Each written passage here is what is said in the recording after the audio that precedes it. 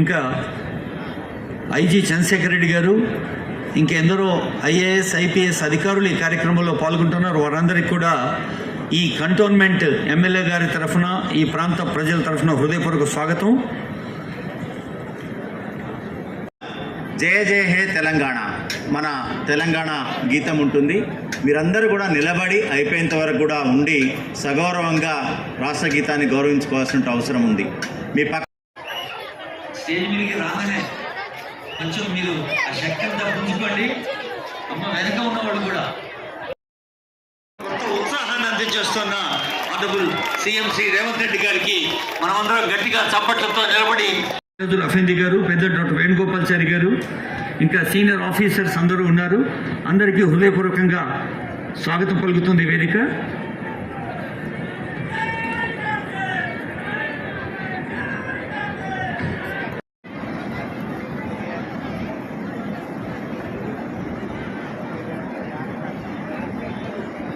ఈరోజు నవరాత్రుల ప్రారంభం.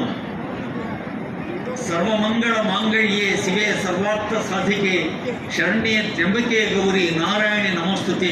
ఆ అమ్మవారి వెలుగులు అందరికీ, కుల మత వర్ణ వర్గ ప్రాంతాలకు అతీతంగా ప్రజలందరికీ మంచి చేయాలని ప్రార్థిస్తూ జ్యోతి వెలిగించిన ఆనరబుల్ సీఎం గారికి, ఆనరబుల్ మినిస్టర్ గారికి, honourable MP, MLAs, advisor, mayor, deputy mayor, senior officers అందరికీ పేరు పేరున హృదయపూర్వక ధన్యవాదాలతో